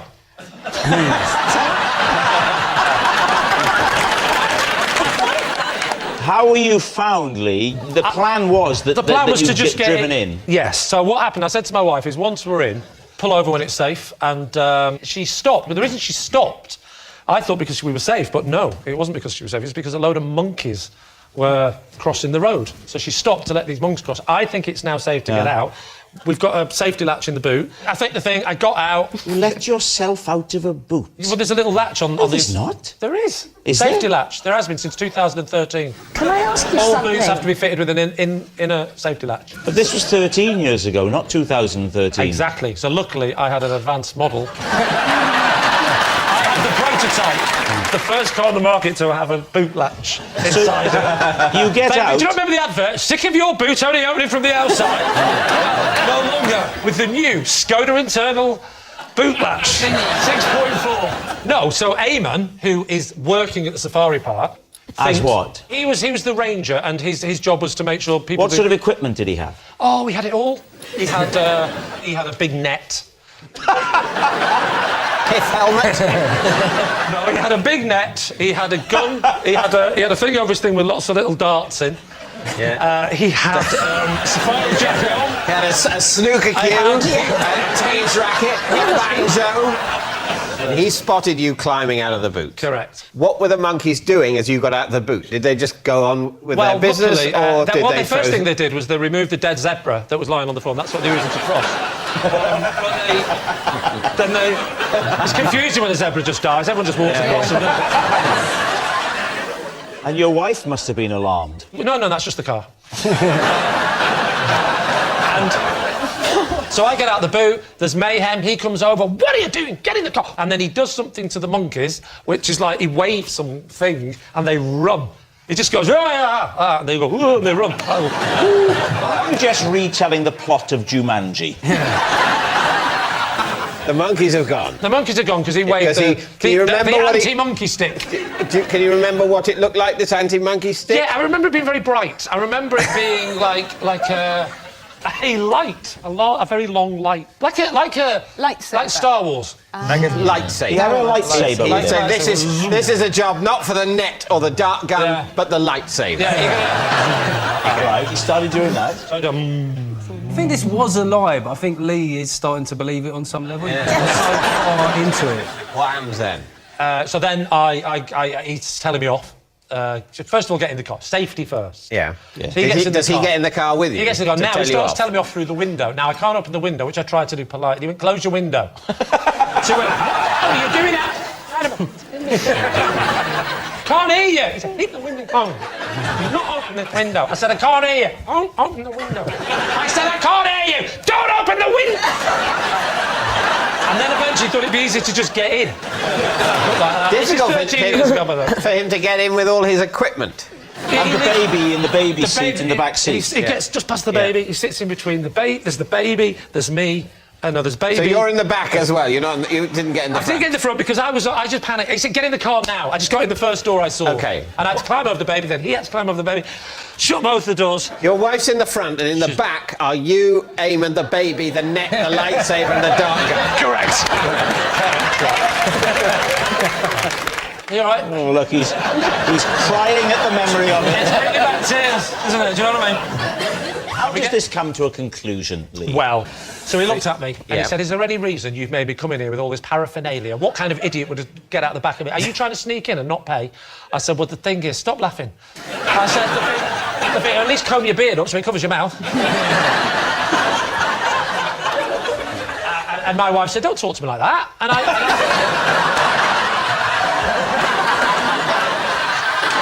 he says, why are you sneaking in? And I told him the story I told you. And he didn't believe it either. Yeah. And he chastised me. He gave me a good telling off. He said, you're risking your life here. He says, you're not going to believe this. He says, but exactly a week ago, a fella got out the boot of his car. Unfortunately, he'd used a new banana shampoo, and they literally dragged him off into the forest, and he was never seen again. I remember. I think I read about that. Do you remember It's okay, you can relax now. We need an answer. So, David's team, is Eamon Tom's partying pal, Vicky's featherless friend, or maybe Lee's wildlife warden? What I don't get with Lee's story is why, in the beginning, was he going to lengths of sneaking himself in like a journalist entering a war zone when it was just a safari park? Because, I mean, listen, we just had a baby and things were tight. I mean, I'd spent most of my money on a new car that had a new facility to get us out of the room. Basically, we have 3 stories. One of them isn't possible. 2 of them are unlikely but possible. And I think I'll leave it there. So who's it going to be then? Time to decide. I don't know. So you think you think Tom? No, I think Vicky. You think Vicky? If you're divided, yes, I will cast my casting vote for Tom. Saying it's Tom. Okay, Eamon, would you please reveal your true identity? I'm Eamon, and I had to get Tom back to his hotel room. Yes, Eamon is Tom's partying pal. Thank you very much, Eamon. Which brings us to our final round, quickfire lies, and we start with... It's Jeff. I once crashed my car because I was driving cross-legged. Did you need the toilet? I was just stuck in traffic, and I'd passed my test like 2 months before, and I was just bored, and I sort of looked down, and I just thought, why not just sort of mix this up a little bit? Whoa. So you didn't cross your legs casually for a little rest of your legs? No. You crossed your legs to see if you could operate the opposite pedals? Yeah. Which of the 3 pedals did you have your two in? So if it's normally right foot accelerator, left foot clutch, I went left foot accelerator, right foot clutch. So right over there. Did you drive for a while in this interesting position? No. No. I was just in traffic, and I decided to do it, and then I just started like ramming the guy in front of me, like repeatedly. I've got a question here, though, because I recently passed my test. Because I know if you took your foot off the clutch, you'd stall the engine. You wouldn't be able to crash. No, because it was... You got to understand, so the accelerator was fully depressed. It was fully depressed? You don't keep your foot on the clutch all the time. But if you stall the engine, though... Did you definitely pass? If your engine is ticking over at neutral at the traffic lights, you can take your foot off the clutch. Not only can you, you should. And put your handbrake on. You shouldn't be there revving going... Lee, I have to tell you, we are on the same team.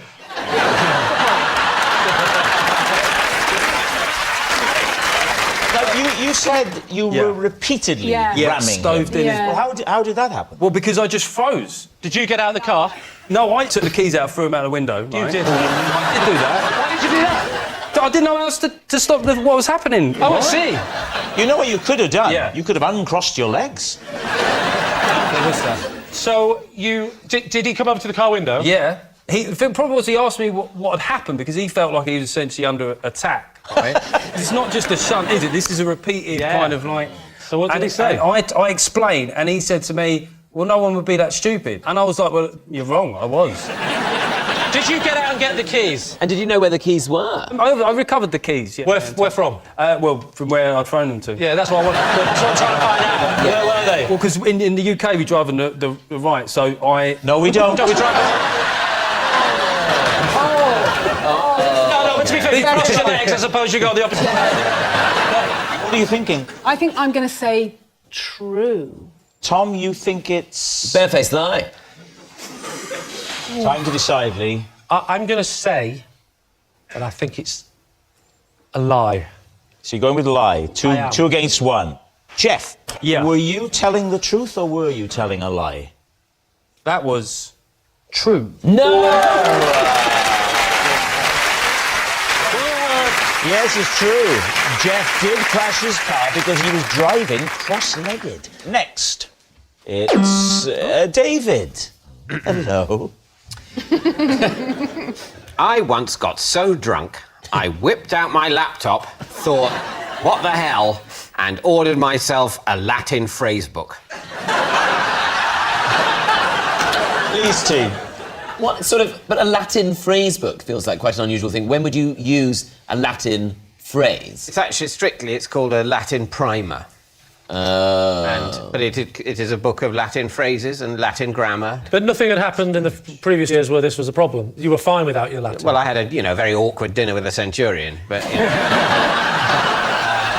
No, it wasn't like. Yeah, I hadn't particularly felt that gap, but I was. Give us some of your favourite Latin phrases. I can't. You must know one or two, a man of your learning. Veni vidi vici. What does or that Veni vidi wiki. Yes. Depending on how you pronounce it. What does it mean? I came, I saw... I conquered. Quod erat demonstrandum. What I have just demonstrated. Yeah, I went to a comprehensive. I know all of these phrases, Dave. Is there any modern practical phrases, like, where is the station? No, and if you think about it, you'll know why. How did you get on with Latin when you were at school? No, we didn't do Latin, no.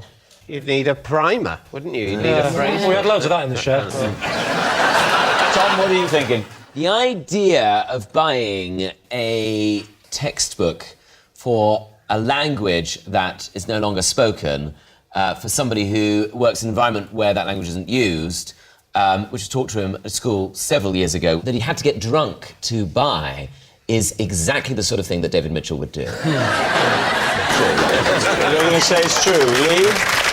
Definitely. You think it's true? They all think it's true. No. Right. Oh, it's true. David. Yeah. Of course it's true. Yes, it's true. David did drunkenly order himself a Latin phrase book. That noise signals time is up. It's the end of the show. I can reveal that David's team have won by 3 points to 2. Thanks for watching. We'll see you next time. Good night.